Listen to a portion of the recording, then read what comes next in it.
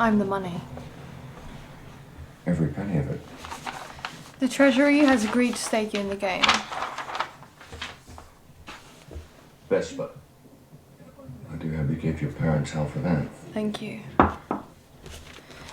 Your boss must be very well connected, because I've never seen so much about the door so quickly. Not quite so stylishly. May I ask you where it is? 10 million was wired to your account in Montenegro, with a contingency of 5 more if I deem it a prudent investment.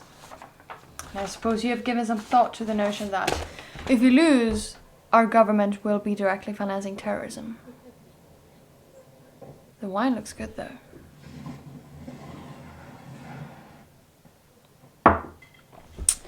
So, this is a matter of probability and odds for you. Well, only if you assume the player with the best hand wins.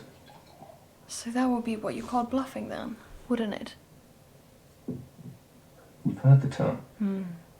Then you'll also know that in poker you never play your hand. You play the man across from you. And you're good at reading people. Yes, I am. Which is why I've been able to detect an undercurrent of sarcasm in your voice.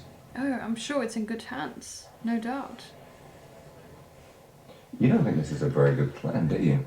So there is a plan. I was under the impression that we were risking millions of dollars and hundreds of lives in a game of luck. What else can you surmise, Mr. Bond? About you, Miss Lynd? Yeah, about me. Well, your beauty's a problem. You worry you won't be taken seriously. Which can be said about any attractive woman with half a brain. True, but this one overcompensates by wearing slightly masculine clothing, being more aggressive than her female colleagues, which gives her a somewhat prickly demeanour, and ironically enough, makes it less likely for her to be accepted and promoted by her male superiors, who mistake her insecurities for arrogance.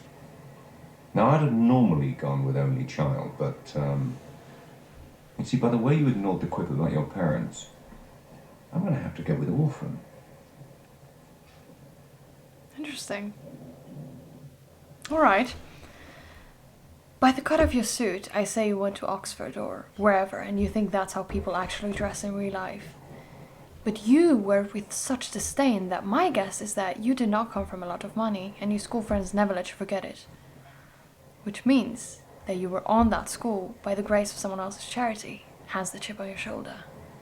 And since your first thought about me ran to orphan, I'd say that's what you are. You are.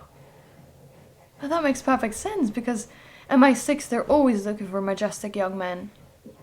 You know, they give little to no thought in sacrificing for others in order to save the Queen and country. Former SAS types with easy smiles and expensive watches. Is it a Rolex? Is it? Amigo. Oh, Amigo. It's beautiful. Now, I wouldn't go as far as calling you a cold-hearted bastard. I've just met you. But it wouldn't be a stretch to imagine that you think of women as disposable pleasures rather than meaningful pursuits. So, as charming as you are, Mr. Bond, I will be keeping my eyes on the government's money and off your perfectly formed arse. You noticed. Even accountants have imagination.